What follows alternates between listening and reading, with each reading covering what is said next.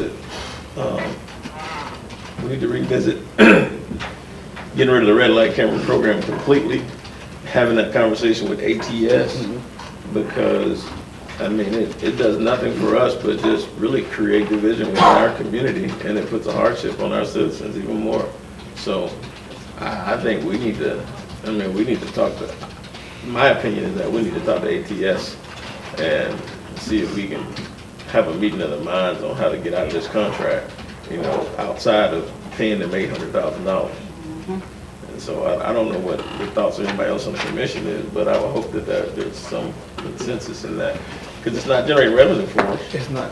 And so I don't know. Maybe I want to kind of have some dialogue on that for a second.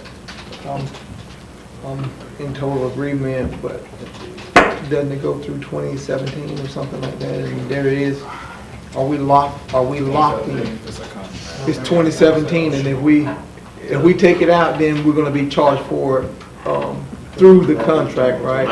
My suggestion was to talk to ATS and see how they exited. It wasn't just to just go and make to see if we can get an agreement to get out of this contract. Well, that, I'm in total agreement with the talk. So, consensus. I feel like we need to do We that. got a consensus here? Yeah. Mr. Suggs, can you work on that for us? I remain notes, sir. And I guess let me say this, because I voted for the red light cameras, and I'll tell you that. And the reason I voted for them because it was a safety issue. When you almost get T-boned by individuals from this, that, and other, especially, and almost twice, and then one of our other commissioners at the time almost got T-boned as well. And we just sit here, you can just see individuals run through these lights, at will. And something needed to be done. But when you look at, I guess when I look back at, it's going to be cost neutral to the city, and all that, and it's going to derive so much income for the city as well. It was a way of controlling that particular safety hazard, as well as generating some revenue for the city. But now when you look back at it, you look at what it actually does for the city, it's not even, and if you think about it, when you got a police officer sitting there looking at all of those pictures and whatnot, are you really paying it? I mean, it's actually costing you.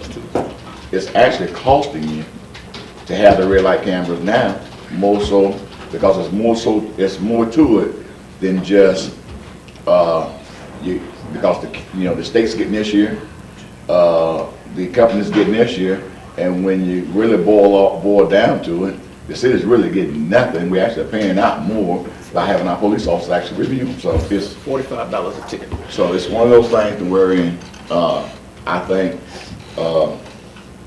we just didn't have all the information that we needed to have as well. But I think I accomplished. I think my vote accomplished the issue to where people are now slowing down at those lights and not just running through them.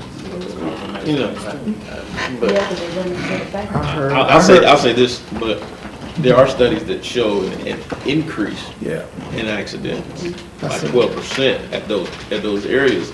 And I've seen a large number of accidents in particular on 19th and Reed, some very severe accidents in the same way.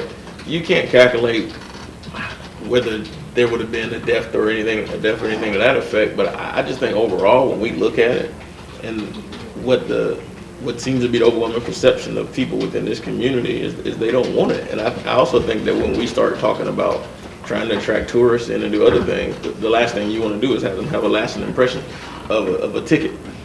And so, and also with the police department reducing the number of officers they have, I think they'd rather have the sergeant out doing patrol as opposed to being out, looking at the camera and coming in City Hall dealing with hearings on a regular basis.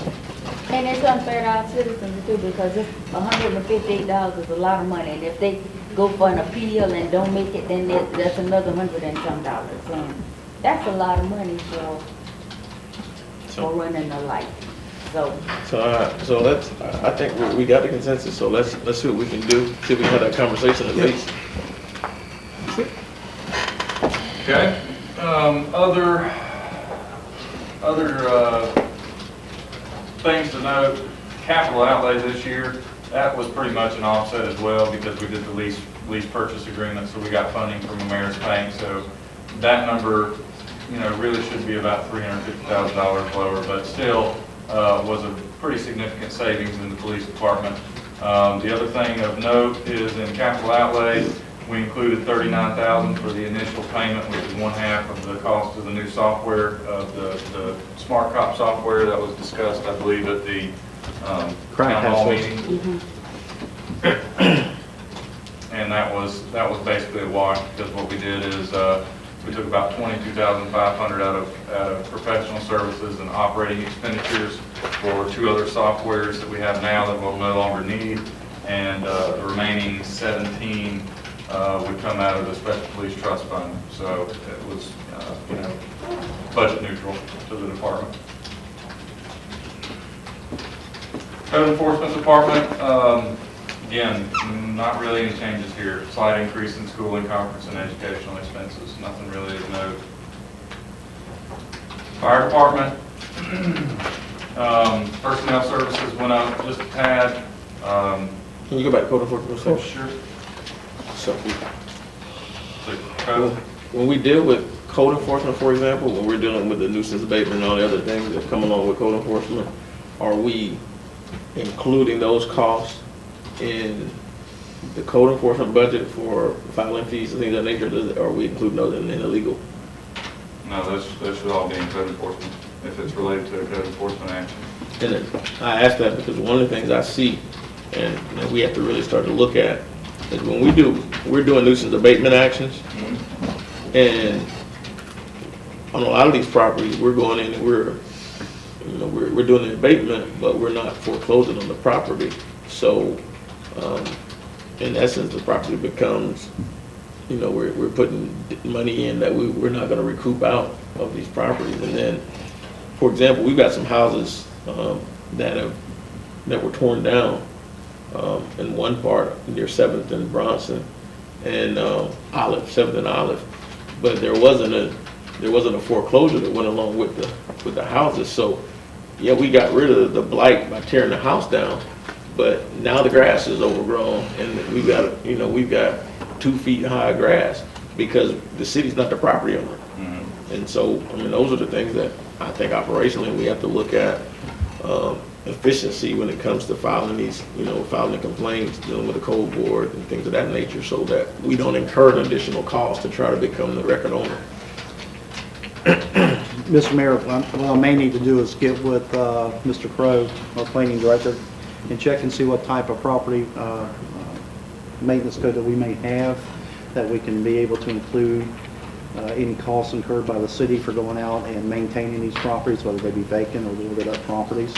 Our preservation code to be able to recoup those costs once those properties are foreclosed or sold or whatever. It's gotta be a nuisance abatement ordinance, We'll work on but, Don't we have a nuisance abatement ordinance? yeah, but you gotta go back and again do it, and get another, Pull it up. you gotta get a code enforcement board to do something different.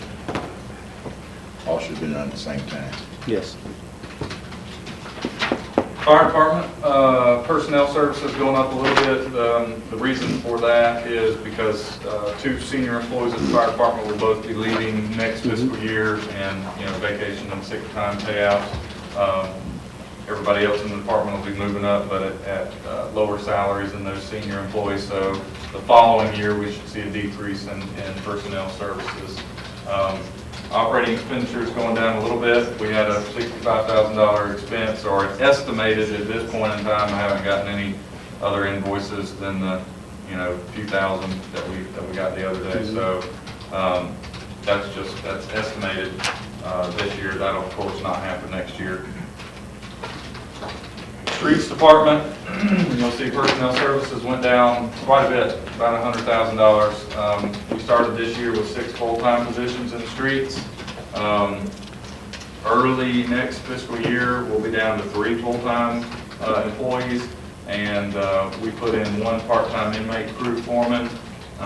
We're hoping to secure a couple of extra inmate crews, and that they'll allow us to use our own employees instead of having to pay for a Department of Corrections guard.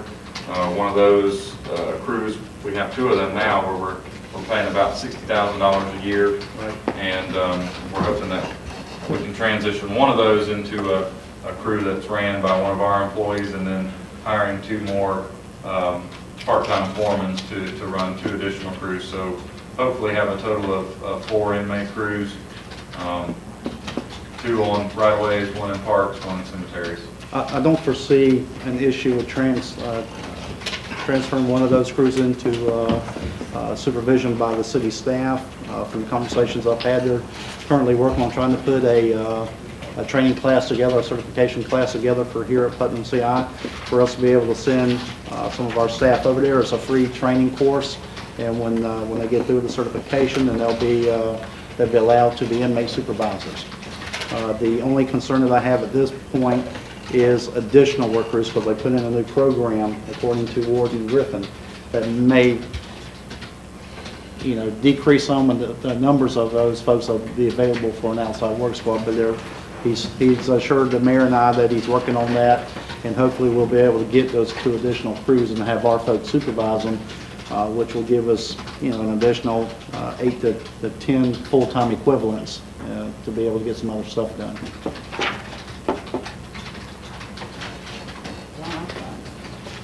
Cemetery department makes some pretty big changes here.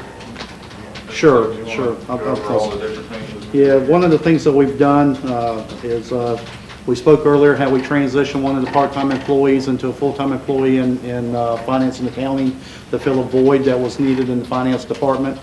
We've taken the other part-time employee and transitioned them into a full-time, where they'll be working at the cemetery, taking care of the cemetery business. And once we get everything under control out there, they'll be able to come down and assist Betsy and Ms. Driggers in being able to do some of the work that she has need to have some assistance on. A lot of that will be a lot of the record keeping and the using the microfiche and taking care of all those needs there. But the biggest change, Ms. Driggers and I held a meeting a month or so ago, I guess it was, with folks from the funeral homes. And we're no longer going to be in the burial business. Vaults and burials will now be performed by the services of the funeral home. There was a unanimous consent decision to do that amongst the folks that we met with. Don't scare me like that, Ms. Mayor. No, I said I wasn't. But in doing that, we were able to decrease our expenditures quite a bit for the cemeteries, where about $2,000 shy of being revenue and expenditure neutral there. So that's the biggest changes that we've got going on out there. Again, it was a good meeting with the funeral home directors, and they were all in favor of it. It gives them an opportunity to put the things in place that they need to put in place. They'll take care of all the organization of the burials and everything. We'll no longer have staff that needs to be out there 6 or 7 hours on the Saturday, so we won't be paying that overtime. And hopefully we'll be able to transition the duties and all responsibilities of the maintenance again to one of those crews that we're planning on bringing on. If we're able to get the things that we're asking to get, it's one of the things I talked about early on, once I got here, was being able to get those dedicated crews to be able to do the things that we need to do. One of those things is I have a dedicated crew out of the cemeteries to make sure that our cemeteries the upkeep of our cemeteries warrant the respect that they need to have. Okay, and another one is a dedicated crew to do our ball fields and our public parks and spaces. I think that's very critical to us wanting to put programs back in place. We need to make sure that we have some sense of order out there to be able to maintain those. And then, of course, all the things that we should be doing that we just don't seem to have the time to do, which is our right-of-ways and city-owned properties. We've got a ton of mowing that needs to be out there, and we also have to be mindful of the fact that we have a FDOT contract that requires a particular amount of maintenance in order for us to continue getting that $52,000 a year. So those are the things that we're working on. Those are the things we hope to have in place. Again, part of it's going to be contingent on this new program with the Department of Corrections. But I will say Warden Griffin has been very, very upfront and very, very helpful in helping us move forward in this process. I guess my only question then would be, as far as equipment goes, you know, when you bring on that many different crews and expecting them to do right-of-way maintenance and that type of thing, there is an equipment cost that comes along with that. Do we have the equipment? Are we looking to purchase more? There's, Commissioner Norwood, there is a commitment, an equipment deficiency. We won't know how much deficiency until we can figure out how many inmate crews and how many man-hours we're going to be able to utilize. I think we have 5 or 6 of our mowers and all operational at this point, so there may be a need for a couple more. We've got one in the budget for sure already this year to be purchased, and so we'll transition into that once we see just how many bodies we're going to have. But there may be some additional costs of maybe $20,000 or $30,000 for some equipment. I just wanted to make sure we understood what that. Yes, sir, absolutely. Total cost will be that, but the savings will be, if we can reduce the $60,000 contract, that'll be more than enough to pay for those type of equipments that we'll need to purchase. But it's that return on investment that we'll get every year that's going to be the biggest improvement. Also, we need to make sure we got those, we got money in the budget to deal with redoing those public restrooms at the cemetery, because they're deplorable. And also, is there a way that when you first come into the cemetery, they begin to start burying individuals in if you're coming in, no matter what side you're coming in, that little open area? I know there's signage there, but I think we need to put a little bit more permanent fixture that won't allow cars, because if they don't keep in with the procession, they automatically turn off and they're turning on graves. And if you don't catch it, if a person's not there to catch it, by the time you do get wind of it, it's extremely out of hand. So if we can put a more permanent fixture, even if it's just one of those wood with rope that go from rope to rope, I think that'll help prevent that from A happening. little chain that runs Right. from one state to something that, so they can't put in. Next department is cultural services. Personnel services going up quite a bit from this year to next. This year when we were doing the budget, the GP Center was not done. We had a part-timer in. I think we had 2 part-timers in, kind of handle that in the Bronson House. It became apparent once the GP Center was completed that we were going to have to hire somebody full-time to staff that, and so we've got a full-time person as well as a part-time staffer for Bronson House and whatnot. What's the official name of that building? What's the official name of that building? St. John's Christian. Okay, all right. A question, did you all did you look at getting seniors that, they got that senior program where some of them want jobs and they'll pay part of their salary for a part of the time? Like the school interns? Yeah, we used a couple during No, the summer. I'm talking about, they got it. Green Thumb. It was, and they used to call it Green Thumb, but they call it something else, where senior citizens. Experience work. Oh, Experience work. yes. Workers. If, you might want to look at that for some of those places. They want jobs and they'll pay for them for a period of time till they rotate in and you Okay. hire We them. had But that may several give experience us a works more, at one time. yeah, that may give us a little more I think fire time department for still has another one. year to have a better budget. Yeah. I think the fire department still uses one. We had one with the Parks Department. We did for a while. Yeah, but if you look, they give them something to do too and an income. And Matt, did they also factor in all the, ongoing maintenance on the building, like building that, did they build all that in as part of the? That's in the, you see, we were kind of very liberal on expenditures this budget year. Once we got, some actual expenditures down, we based that, of course, on next year's budget on that, so. On the building? That's not that building by itself, but that's all of it, that's Bronson House and Tillman House. Right, And okay. all of the different properties. I thought those people took care of Tillman, except for Big Stone. Well, I forget which ones the people Tillman that House we is leased the to one on take. River Street. We've got so many of them, I can't keep track of which ones they Right, the one on, maintain and which ones we do. the one on and- River Street is Tillman House. Parks and Recreation budget, you'll see personnel services going up. We added 2 part-time laborers and a part-time Parks and Recreation Program coordinator. We also added $50,000 for recreation programs and included $10,000 for a mower. So Parks and Recreation budget going up quite a bit. Have we had somebody recording?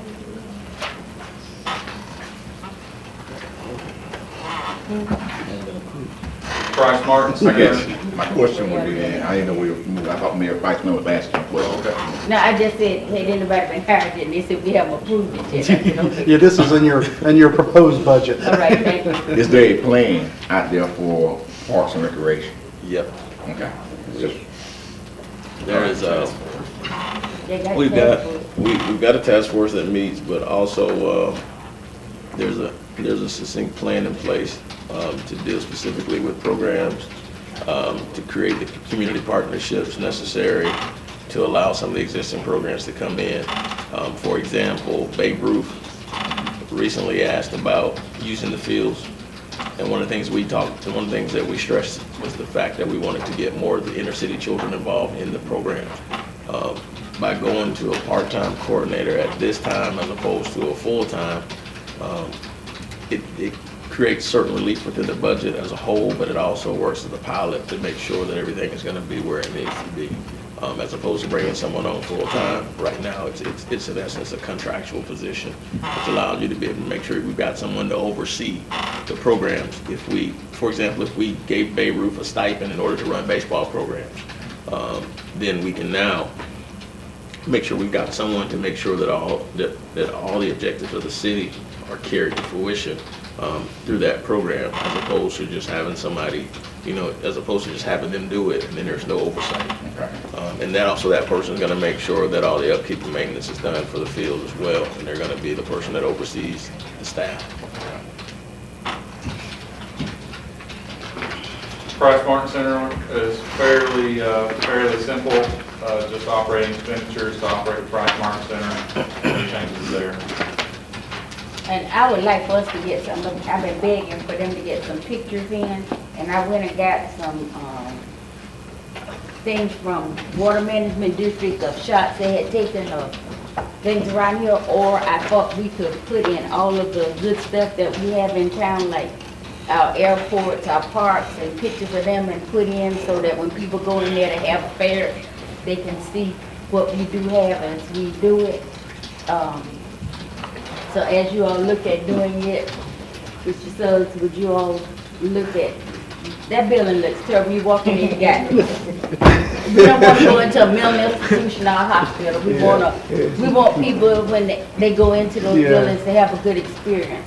And we've got a bunch of gorgeous pictures that can be put in that place and jazz it up a little bit. Okay. The other thing is that they went up on the cost of using that building a while back because some of the wrong folks got in there and had somebody rented and they had kids doing alcohol and drugs. I think when you get a chance, we as a commission need to look at making these places affordable for people to use and put some criteria together. I don't think we have a problem with using it in the city. They folks complain a lot of times. They complain, but they still use it, so. Last department's not really a department, but it's the final category on the general fund expenditures is the transfers. You can see transfer to golf and airport, we originally planned this year for those to be around 200. They're gonna be around 400, 380. Next budget year, they're planning to be around 305. So that's all I've got. How much did we have in the budget for marketing? In the general fund? I don't believe we have a budget line for marketing in the general fund. Let's see if we can maneuver some things to at least start to work on marketing the community, some of our treasures. some of the historic sites that we have.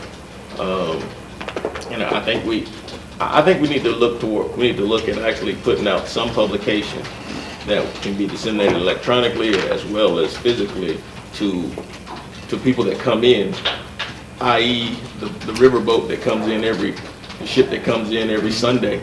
We need to be able to put together some type of packet which allows them to be directed to different things within this community. We've got too much history to not have it in a form that allows other people to take it with them and share it with others, kind of like how Vice Mayor Brown does when she comes back from other places. And I think that we just I think we fall short on that. But we can get with some folks and at least create a walking tour or something that allows people to be directed in different places for what we have to offer. Man, I'd be happy to work on that, because every time I go somewhere, I take pictures of stuff. And I brought some back, and y'all look at them sometimes you don't. Mr. Mayor, are we paying the chamber for some of those services? We don't pay the chamber to do everything for the city. We pay the chamber for some of it. But I also think that the city has an obligation to do some marketing on its own. I understand, but. You can't expect $16,000 or $25,000 to put you in a position where you're going to be able to really change the exposure to the city. I mean, you don't have an internet presence for the city overall. There is no true branding of the community, and I think all those things are necessary in order to start to attract people in as you start to build your infrastructure up and you start to create. You know what? If we come up with stuff that's good for the county and the state, then OTED has, they have that money in Enterprise Florida. I have been asking y'all to get Enterprise Florida here because they tell me every time we move forward, they want to do anything global or anything that's national or statewide. They say talk to Enterprise Florida. And we're supposed to go through the chamber. We need to get a better ear to the chamber. So you volunteering to do that? If y'all send me, I don't mind telling them. No, to get Enterprise Florida here. Yes, I will. I'll say You got all this, these and this things. will be I'll say this, and this will be part of my closing statement as well. I think if we take in consideration, going back to what you're saying with the marketing standpoint, if we can try to find a way to partner with the college, there are certain I guess certain departments or certain classes that they have to do portfolios, and I think it'll be a perfect opportunity for us to for us to begin a partnership with the college and see if there's anything that we can get from those particular departments that are required to do things like that, to utilize those. Any other comments? But I'd like to thank everybody for, sticking around for as long as you had to stick around today. Your endurance is commendable. Can I make a motion to adjourn? You don't have to. Oh, no comment.